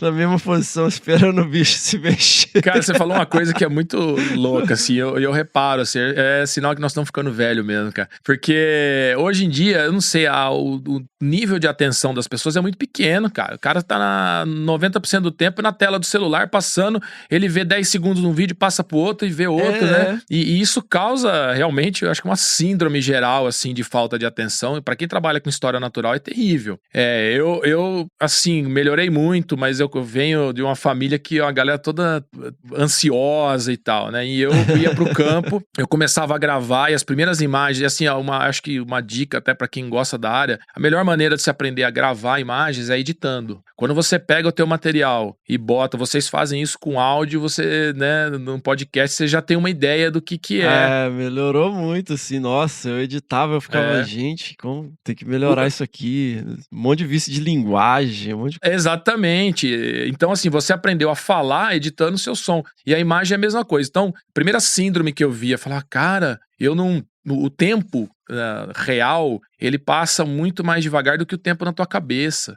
Ou ao contrário, perdão, o tempo na tua cabeça passa mais devagar. Você filma uma imagem, 2 segundos você já quer mudar, né? O cara que é iniciante, ele quer mudar, ele quer dar o zoom, mudar pra cá, mudar pra lá. Então, você tem que ter consciência e essa calma pra fazer as imagens. Então, eu ia editar, olhava, nossa, não deu tempo, eu não segurei muito a imagem aqui. Eu mudei a câmera, aí a hora que eu mudei, o bicho pulou fora. Então, isso foi me ajudando, assim, eu ver que eu preciso respirar fundo e ficar. Mas a gente passa, cara, horas, seja em posições péssimas, um lugar quente, na Amazônia principalmente, com a barraquinha esconderijo. Eu cheguei a ficar de pé em floresta alagada das 6 da manhã até as 5:30, até a hora que tinha luz dentro da floresta. Nossa, cara. Cozinhando lá dentro, né? Não, com mosquito e água quase entrando na bota. E, cara, assim, você tem que se controlar. Perceber que também não é, sei lá, às vezes eu falo, não é tanto tempo assim, né? E os bichos, aí você vê o ritmo real da natureza, assim, né? Porque às vezes você tá lá, você tá esperando um bicho descer num lugar pra comer. E, cara, a gente quer que o bicho desça em 1 minuto. Meu, o bicho tá jogando a vida dele ali. Se ele descer, um macaco desce no chão e tiver um predador lá, acabou. Então, assim, meu, cara, o bicho leva ali meia hora, 40 minutos e depois as coisas dão certo, assim, né? Mas eu vejo, assim, que é muito uma visão... Quando você observa o ritmo da natureza, você vê que o ritmo da natureza, de tudo, toda a vida, 99% da vida do planeta é daquele jeito. É o nosso ritmo que é muito louco. Como eu falei, eu gosto muito de música, né? 2 meses atrás, eu fui pra Chicago visitar uma tia da Roberta, que a gente adora ela, Fátima, e eu fui principalmente pra assistir um concerto. Eu gosto de piano, fui assistir um concerto de Rachmaninoff. Não sei se vocês gostam um pouco de música clássica, mas é um... Gosto de música clássica, não conheço esse concerto. Cara, é o concerto mais difícil já escrito pra piano, é o maior número de notas, são 46 minutos de música, e assim, é um negócio assustador. Tem até filme sobre esse concerto, tem um filme chamado, acho que é Shine, se eu não me engano, que é de um pianista, teve até problemas mentais porque ele queria tocar esse concerto. E, cara, eu olhava o pianista russo lá, o Trifonov, sentar com uma orquestra, 46 minutos, cara, tocando uma nota do lado da outra, tudo de cor. Eu falei, o nível de concentração que tem um cara desse, eu olhava aquilo e falava, meu, se o cara senta, não pode errar, na frente de uma plateia, eu ia, nossa, morrer de medo. E esses 46 minutos são fruto de umas 10 mil horas de concentração ali, constante, e muito erro, né, cara? Exatamente, e o cara não pode errar uma nota ali. Eu falei, meu, se o cara faz isso, 46 minutos, o que custa eu sentar num esconderijo com a minha câmera, ainda com o lanchinho do lado? Então, assim, é muito louco esse nível de concentração, a gente olha, né? E eu falo, cara, que essa geração que tá vindo ligada no celular e tudo muito rápido e já se aborrece com qualquer coisa que não acontece em meia hora, eu acho que a gente tem que pegar outras referências, né? Mas é muito legal você citar isso, porque toda hora eu penso, eu já fiquei 20 dias seguidos em esconderijo pra filmar uma dança de Tangará, sei lá, eu contei na época 120 horas, e cara, esse é o ritmo da natureza. E outra coisa que a gente vê, meu, que é muito legal você olhar a natureza nesse nível, porque, cara, tanta coisa acontece. Eu já tive em esconderijo que uma irara entrou dentro do esconderijo, assim, cara.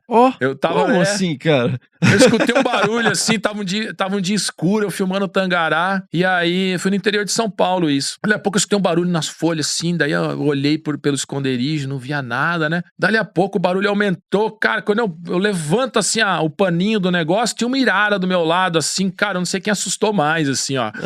Foi uma irara.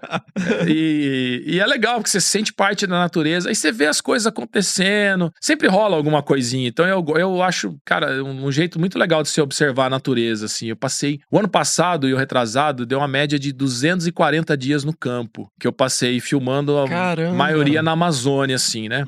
Coisas que, assim, subindo e descendo rios, ou pendurado em árvore, ou muita coisa também sentada esperando. Você vê a natureza de um jeito muito diferente, assim, e no time dela. Eu acho muito legal. Essa é uma das coisas que a profissão me trouxe de bom, assim, pra pessoa. Diminuir seu nível de ansiedade, ter um nível de atenção em coisas a longo prazo maior, assim. E a questão humana também, né, cara? Assim, que você viajou aí o mundo inteiro, esse contato, assim, com diferentes culturas. Eu lembro no congresso que a gente se encontrou, você tava contando eu não lembro se na região do Papua, eram 2 grupos que eles estavam com as casas nas árvores, assim, porque eles estavam em conflito e rolava canibalismo, então eles tinham que evitar a captura um do outro, assim, coisas que a gente não imagina, né, cara, e que faz parte do cotidiano de um determinado grupo étnico, né. Então, assim, essa visão de mundo, né, como eu falei no início, né, vocês com certeza são cidadãos do mundo, o nível de percepção humana mesmo,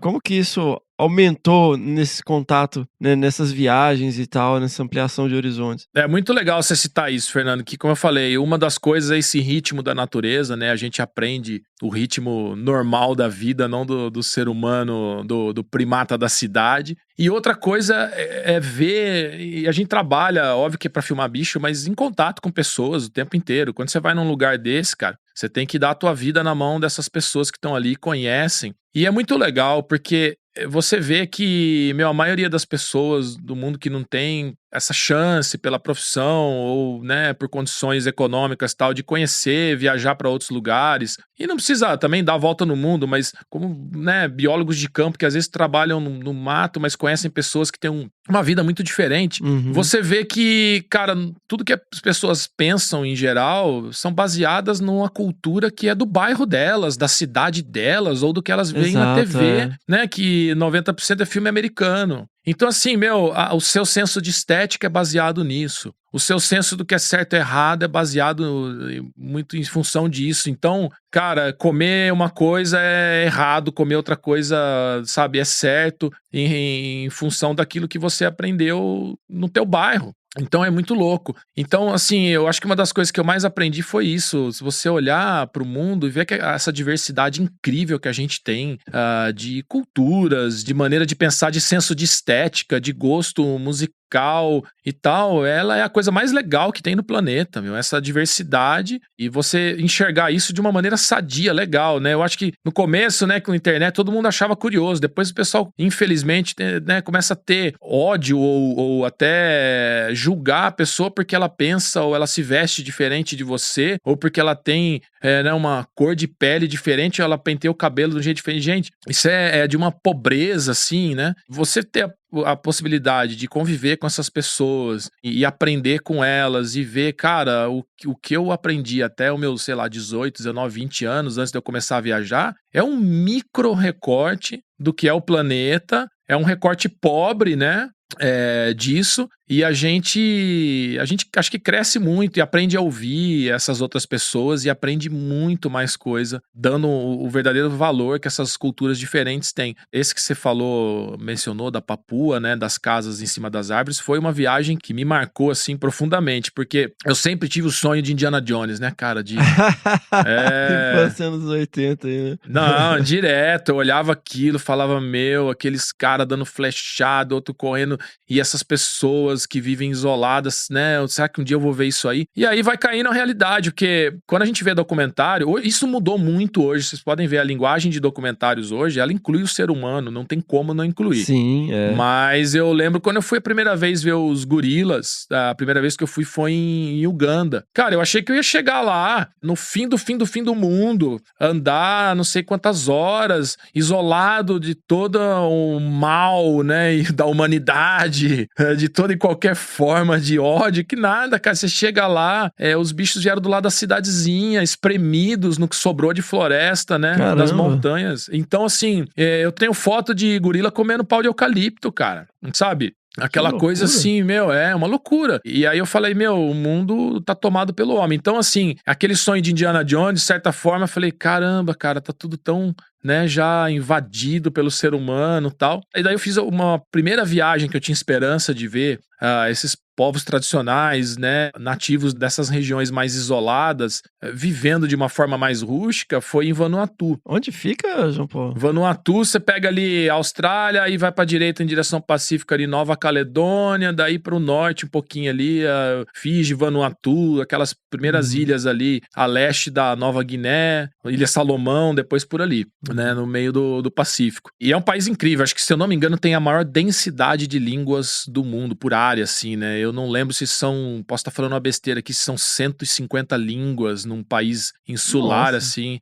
Tinha uma ilha que a gente foi, que era, ver se eu lembro o nome dela, é aquela ilha de Tana. Tinha, se eu não me engano, o pessoal falou que chegavam a falar numa ilha 36 línguas. É uma ilha pequena, assim, a gente meio que atravessou a ilha 2 horas, 3 horas de carro. Então, assim, fui visitar um vulcão lá, então você vê as pessoas vivendo nas vilas locais, sem energia, mas assim, longe daquele sonho de Indiana Jones, né? Eles têm tradicionalmente eles tomam a cava, né, que é uma raiz de uma planta, de uma piperácea, uma família da pimenteira aí, e eles têm muito tradicional para eles. Então, assim, eu tinha visto isso em Fiji, eles têm toda uma coisa tradicional, tomar nas cumbucas de madeira, esculpidas. Lá em Vanuatu já era na garrafa plástica mesmo, toma no golão, sabe? Perdeu, assim. E aí a gente teve uma noite lá, que o pessoal falou, as crianças vão cantar. Cara, todas as músicas eram em inglês, todas sobre cristianismo e tal. Eu falei, cara, não é possível, né? Isso foi... Não tinha uma música. Tinha uma música na língua deles. Acho que eu tenho até gravado isso aí. Então, assim, deu esse choque. Falei, cara, quando que eu vou? E a Papua, a Papua Ocidental, essa viagem que você mencionou, foi a primeira. A gente foi para no norte da parte oeste da Nova Guiné lá, que já tem a província da Papua Ocidental, e a Papua pertence à Indonésia. Aí de lá a gente pegou um aviãozinho de uma companhia aérea que parece que é o pior registro de segurança de qualquer companhia aérea.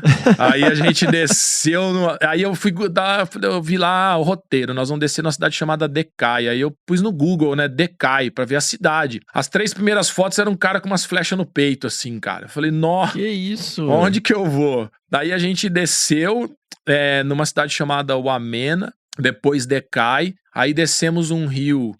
Deu 12 horas de barco, rio abaixo, rolando um pouco de garimpo assim no rio, mas era um lugar bem isoladão, bem no meio da ilha da Nova Guiné. Na época tava com um GPSzinho e tal. E aí a gente andou mais 2 dias no mato. Essa descida no rio foi a primeira vez assim que a gente parou o barco. Não era nada combinado, nada de showzinho, nada. Tinha um senhor pelado, com arco e flecha na mão, abrindo uma tartaruga, né? E... Cara, ele olhou pra nós e falava cura-cura, né? Depois fui ver, cura-cura é tartaruga em indonésio mesmo, né? Não era nem a língua local deles, já era o indonésio. Mas, assim, nada combinado. O cara tinha eu acho que era esse senhor, eu tenho uma foto dele, ele tinha umas cicatrizes, assim, que eram umas tatuagens, né? Feita com cicatriz. Eu acho que esse senhor que tava com penas de casuar na orelha também, tinha uns brincos feitos com a pena de casuar e tal. Então foi a primeira vez que eu falei, cara, meu sonho tá se realizando. Dessa vez é pra valer. Caramba. Caramba. Foi muito legal. E aí a gente andou 2 dias pra dentro, eles fazem as casas, algumas delas em cima das árvores, algumas casas são só umas palafitas bem altas, assim, tipo, sei lá, 8, 10 metros. E tem várias histórias. Uma das histórias que o alagamento é uma região de floresta bem baixa, assim, então alaga bastante, pantanosa. Eles derrubam muitas árvores, que eles fazem as avenidas, né? Você anda por cima das árvores caídas. Eles falam que é as avenidas da Papua, né? Você anda por cima de tronco de árvore caído no meio do mato, porque tem muito lugar com lodo. Quando a gente foi, ainda foi um ano seco, né? E os caras vão descalços, cara. Aí a gente chegou na vila, né? E o nosso guia, que era um tcheco, já tinha visitado bem a região. Ele falou: não, tudo que você for fazer, pede permissão, respeita. Se ele coordenou tudo, não tira uma foto sem pedir permissão. E eles vivem ainda de maneira bem tradicional, mas já estão recebendo turista e já tem muitos missionários, né? Então, assim, eles estão mudando para as vilas. Eu acho que aquilo lá, para mim, acho que já acabou, sabe? Esse contexto que você presenciou, você acha que já... Eu acho que já acabou. A gente já tava vendo um êxodo, assim, rolando. É uma vida, cara, duríssima. Você via as pessoas com vários problemas de saúde, magras ou com inchaços em várias partes do corpo, assim, né? E tem muita malária lá. O negócio é uma vida duríssima. Eu fiquei lá 10 dias. Eu perdi total, né? Descendo e tal. O rio mais dormindo no mato. Eu perdi 8 quilos, cara. 8 quilos? Perdi 8 quilos. E o remédio anti-malária lá dá uma virada no estômago também, né? Então, foi um negócio muito louco. Comi as larvas de besouro e tal. E falei, não, eu vou pra... né, levei um pouquinho de comida, mas falei, vamos ter um pouco da cultura deles lá. Um calor desgraçado, assim. Nossa, úmido. Cara, a gente dormia suando, acordava suando. Um negócio... E, cara, é muito louco você ver. O fim do mundo de distância do Brasil. Lugar mais longe que você pode ir. E essas pessoas... Tinha uma senhora que a gente conheceu lá, cara, que ela era bem tímida, assim, ela ficava sempre mais isolada. Eu acho que aquela senhora nunca viu, sabe, que é energia elétrica, sabe? É uma coisa muito louca. E a gente vê, que a gente chegou lá, brasileiro com uma cultura totalmente diferente, indo lá, né, de curioso, visitar, né? E, cara, de repente você tá rindo junto com essas pessoas. Que legal. Você tá olhando e aprendendo, e ela vê você fazendo um negócio, cortando uma coisa, e ela vem te ensinar. Porque ela sabe que tem alguma coisa pra te ensinar que você tá fazendo de uma maneira, e você olhar e falar, não, deixa eu ver como é que você faz, né? O cara tá vivendo ali. Então, cara, foi uma coisa fantástica. E eu me surpreendo que as pessoas falam, olha, que incrível como a cultura é diferente. Eu me surpreendo com o oposto, né, cara? Como é igual, assim, a gente poder, sem não falar a mesma língua, sentar junto e dar risada. Tem uma coisa muito legal que rolou, o chefe da vila chamava Bailon. Ele me ensinou a contar até 10 em Korowai, que é uma língua que, sei lá, 1000 e poucas pessoas falam. E, cara, ele ria, assim, né? Ele pegava as coisas na fogueira que ele fez em cima da casa e brincava comigo. Então, assim, falei, cara, é fantástico você, né, ver, né, como a gente, mesmo ao redor de tantas culturas diferentes, tem tanta coisa igual. Eu esperaria até umas diferenças maiores, né? Foi super legal, assim. Acho que foi uma viagem que teve dias lá que eu queria ir embora pra casa, porque, cara, é um extremo calor, é um desconforto desgraçado. Eu passei 10 dias, eu falo, cara, os caras estão vivendo aqui, estão sorrindo aqui, estão tendo a família deles, né? Eu sinto até mal, falo, que direito eu tenho de achar que isso aqui não é, né, que eu quero voltar pra minha casa, pro meu conforto, né? Mas é incrível, assim, você vê a capacidade do ser humano, quando você pensa pro lado curioso, legal, assim, de ver a capacidade intelectual que essas pessoas têm, né, e que, infelizmente, muita gente subestima, né, acho terrível isso. Fantástico, cara, pô, que visão de mundo, cara, muito legal essas outras perspectivas, né, acho que fica essa mensagem muito legal, né, a gente focar no que nos torna semelhantes, né, seres humanos, a gente tem focado muito na diferença mesmo, né. Com certeza, eu acho que a gente ainda que é da área da biologia, né, cara, tem uma visão sempre diferente, assim, da vida e tal, e a gente associa, não tem como não associar todas essas diferenças, tal, coisas geográficas, de história natural, né, você tá num lugar lá que, como eu falei, eu perdi 8 quilos lá, e é um lugar que não tem um mamífero grande nativo, você tem uns canguruzinhos de árvore, né, então não tem quase cultivo de nada, então é muito legal, assim, pra quem... eu acho, assim, fundamental ter essa percepção de que o mundo é grande, diferente, as pessoas são diferentes, isso é absolutamente natural e a gente só tem o que aprender e não julgar as pessoas pela maneira como elas levam a vida delas em diferentes lugares do mundo, assim. Isso foi uma das coisas mais legais que eu aprendi, o ritmo da natureza e valorizar essa diversidade incrível no mundo, tanto de animais, claro, né, mas de pessoas, de culturas. Acho que foi o maior presente que eu tive na minha profissão, assim. Pô, sensacional. Pô, muito bom, João Paulo. Cara, pensando aqui, né? Você nunca pensou em escrever um livro? Olha, Fernando, você tá me dando uma ideia legal aí. Eu confesso, assim, que eu às vezes eu tenho vontade de escrever por não perder essas memórias, sabe? Como a gente tá muito trabalhando, fazendo imagens, é o que você até brincou no começo do episódio, falou, cara, eu nunca vi uma foto que você não tá trabalhando. Eu tenho um erro muito grande, assim, um defeito muito grande, que quando eu tô trabalhando, eu fico concentrado e eu não tenho paciência, às vezes, pra registrar alguns momentos dessa interação minha lá, né? E muita gente me fala, João, você tem que, cara, olha que legal isso aqui, e eu vou lembrar, eu tenho coisas pra contar e não tenho, às vezes, uma imagem daquilo. Roberta, quando vai comigo, me ajuda muito nisso daí. Mas eu costumo, às vezes, acho que assim, essa correria do dia a dia, né, a gente vai pra tanto lugar maluco, e às vezes eu paro assim no meu computador quando eu tenho tempo, eu começo a abrir as pastas de fotos, né, dos bichos, dos lugares, pra ter essas lembranças. Não tinha reparado, mas esse ano eu fui pra tantos lugares, vi isso. As pessoas, né, cara, é muito fluido, né? Tem pessoas que eu adoraria encontrar de novo, guias, assim, pessoas que, às vezes eu, né, coisa de 10 anos atrás, eu até brigo pra lembrar o nome, assim. Eu tenho, de repente, escrever um livro seria uma maneira de lembrar tanta coisa legal, assim, e resgatar com essas fotos, mas é uma coisa uma lição que talvez eu mude um pouco minha maneira de trabalhar, assim. Quando a gente tem tempo, né, às vezes no documentário a gente é tão focado na fazer aquela imagem perfeita, que vai gravar making off, não enche o saco não, que eu tô tão concentrado que tô de mau humor agora, eu tô esperando. Mas eu acho que é uma maneira muito legal de você ver, não só aquelas imagens bonitas de bichos, mas isso tudo e falta tempo, sabe? Assim, atualmente, mas vindo de você ainda, meu, que tem toda essa experiência Não, cara, porque, em comunicação. assim, essas percepções, né, toda essa questão, né, isso é uma pequena viagem, assim, comparada, né, você falou uma viagem de 8 dias na região, em Papua, né, e você vê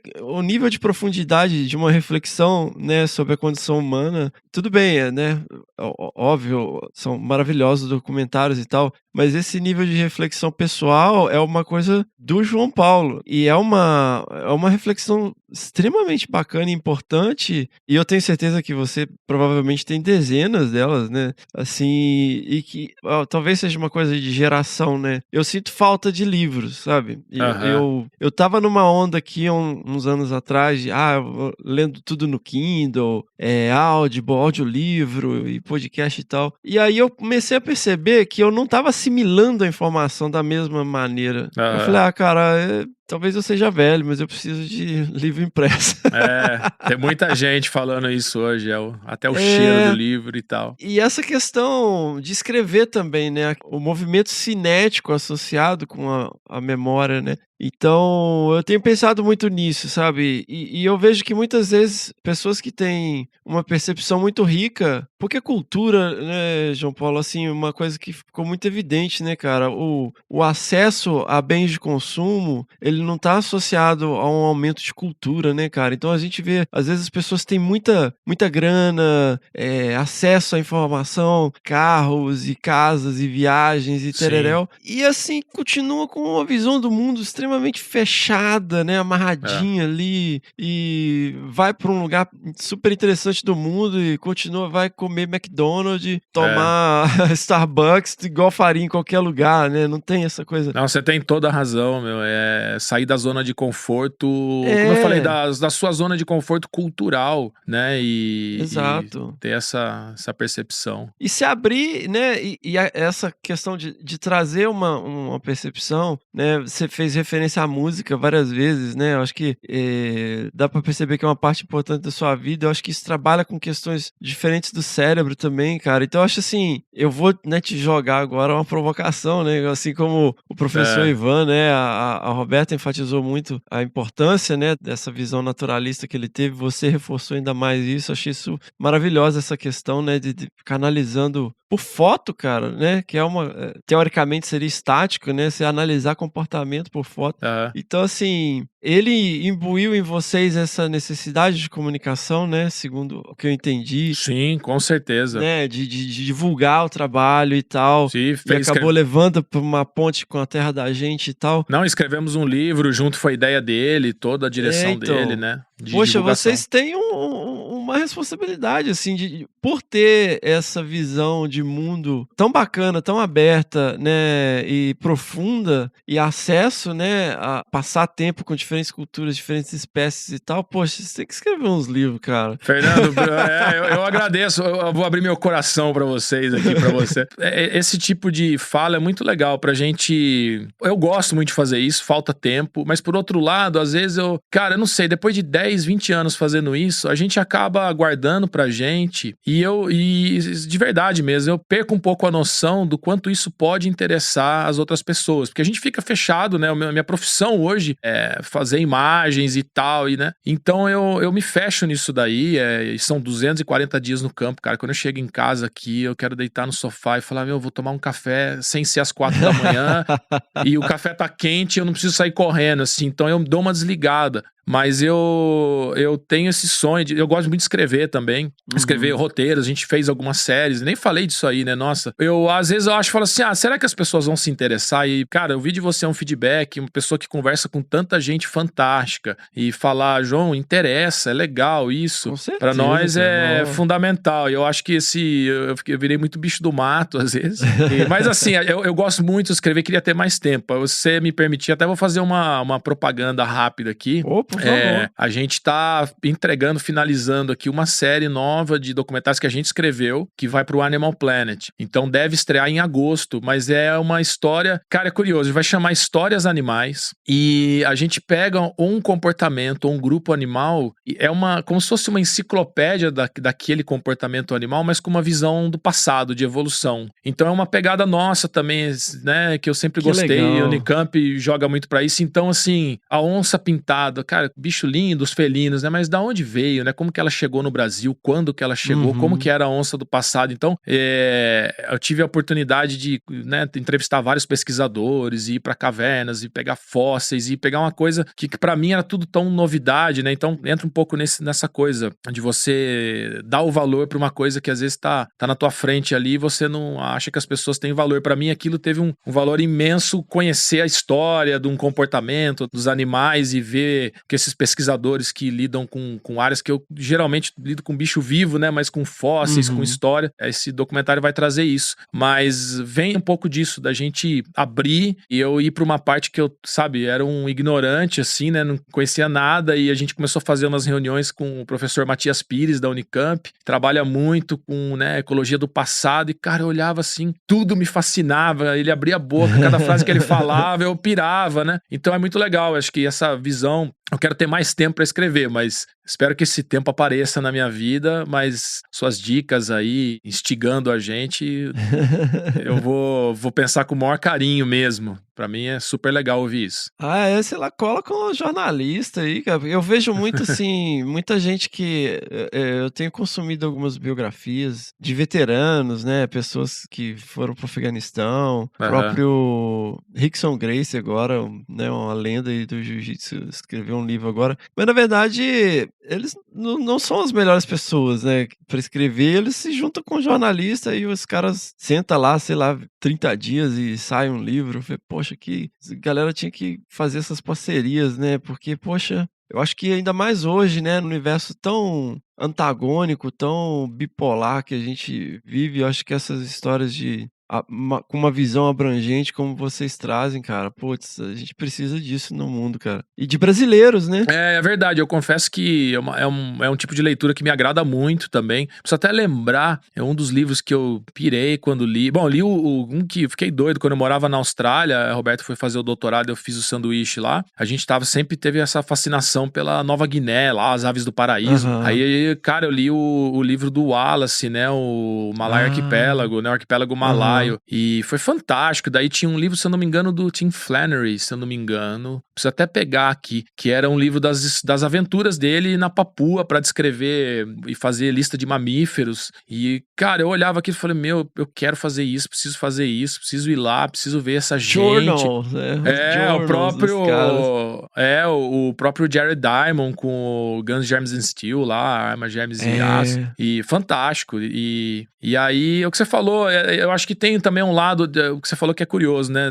De ter o brasileiro. Eu acho que a gente sempre ouve com uma visão de outras culturas e tal. E acho fantástico quando tem, hoje em dia, com tantos meios de comunicação, vocês com podcast e tal, ter um monte de brasileiro falando, né? Cara, gente super qualificada, super legal, que a gente pode se espelhar, pode se empolgar. E eu acho que tá mudando, mas antigamente era só, a gente só olhava pros gringos, né? E nada contra, tem pessoas que são absolutamente fantásticas e merecem ser ouvidas, mas existe uma coisa do contexto da nossa cultura que muda a percepção, não tem jeito, né? Eu acho que tudo que a gente percebe ao redor é a história da nossa cultura ali, de como a gente foi criado, e abrir esse leque pros brasileiros é legal. Eu acho que você tá realmente me empolgando aí. Não, com certeza, cara. A gente vai ter feedback aqui depois no episódio sobre isso. Nós vamos tá velhinho aí, quem sabe, mas vai sair. E, cara, atualmente, quais são os projetos, cara? Projetos atualmente. Então, como eu falei, a gente tá lançando essa série com o Animal Planet, né? A gente já fez outras. Então, eu tenho... quando eu terminei a última, que saiu na pandemia, que a gente fez uma chamada Vida no Azul, que foram 12 episódios de animais marinhos. Foi tão cansativo, cara. E assim, tantas horas na ilha de edição, eu e outras pessoas, né? O Edson Faria, que trabalha com a gente também. E agora o Agnaldo Matos, que fez essa do Histórias Animais, mas é tanto trabalho. Eu acabei aquilo e falei, nunca mais eu vou fazer série nenhuma, tal. Daí começou a pandemia e é um estresse entregar e tal, ver se tá tudo certo. Aí começou a pandemia, eu tava aqui em casa e falei, vou começar a fazer outra, porque eu tô aqui em casa, né? Então eu preciso de tempo.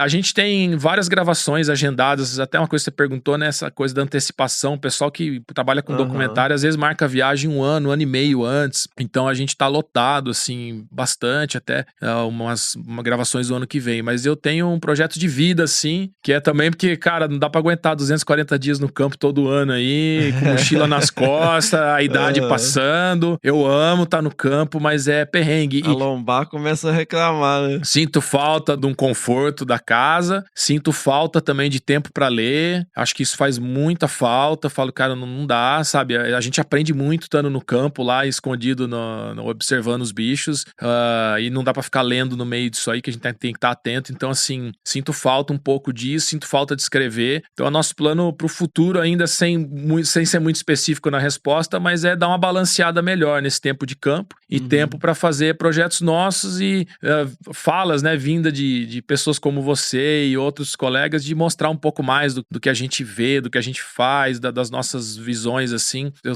quase que abandono minhas redes sociais, assim, que hoje em dia, cara, é uma coisa que não se faz, né, não tem, mas é muita coisa pra cabeça por enquanto, mas eu preciso arrumar mais tempo pra trabalhar um pouco mais com divulgação científica, né? Você sabe o trabalho que dá, né, cara?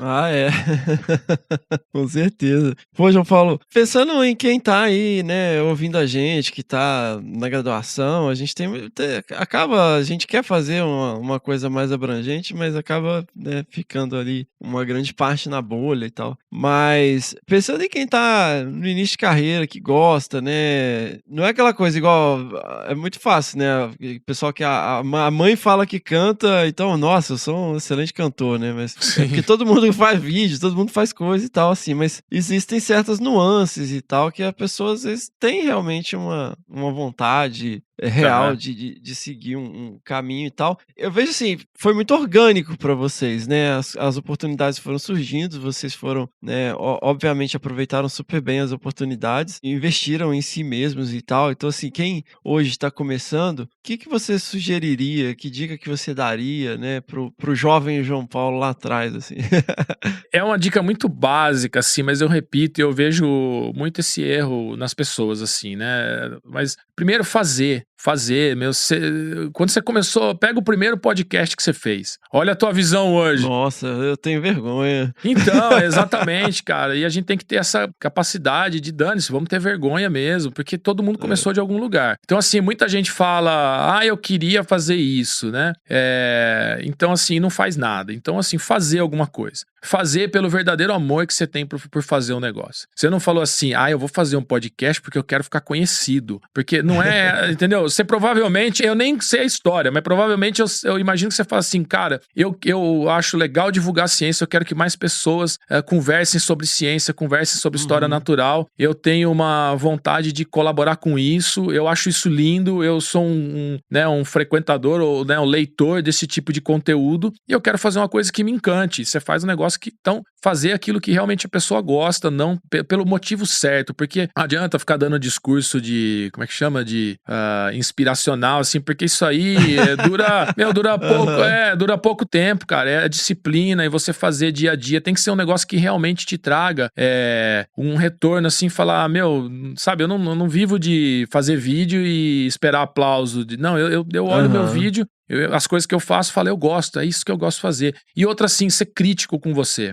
Sabe, ter um crivo, assim, eu acho que excesso de medo faz mal, mas também não ter medo de nada faz mal também. Você tem que ter um meio termo ali, você tem que ter uma responsabilidade, um certo comprometimento e olhar aquilo que você fez e falar, ficou legal.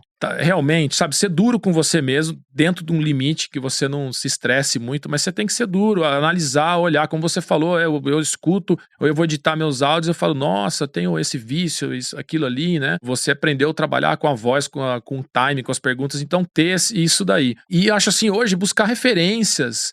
Internet, quando eu comecei, não tinha nada, eu tive que aprender porque eu me aproximei do pessoal do Terra da Gente, o Aguinaldo Matos, que trabalha com a gente hoje, praticamente me ensinou a editar, mas hoje você tem, se você quiser construir uma bomba atômica, você entra no YouTube e deve ter um tutorial lá. Não é verdade, o que você quiser. É verdade. Outro dia eu não conseguia ligar a máquina de lavar aqui. Eu entrei no YouTube lá, tinha uma moça, falou, todo mundo já apenou com essa máquina de lavar, tem que apertar isso aqui. Eu fiz um vídeo pra ensinar. Então, câmera. O pessoal, eu não tenho câmera. Qualquer um tem câmera hoje, celular. Né? Eu não sei operar. Não, isso é o de menos. Eu acho que a parte estética e você consumir, realmente se dedicar e fazer alguma coisa, ser crítico, e isso é o começo do começo do começo. Eu comecei dando, murro em ponta de faca, como eu falei, se esforçando, e eu acho assim, o grande sucesso para qualquer coisa, cara, é continuidade. Cada passinho que você der, você vai estar mais longe. Se você der o próximo passo, não voltar tudo para trás, né? Desistir e tal. Então, você sabe,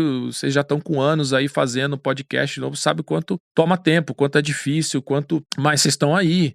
Então, assim, crescendo a cada dia, ficando conhecidos e trazendo conteúdo cada vez melhor. Então, é isso. Eu acho que é buscar competir com você mesmo, com muito amor aquilo que você faz e fazer.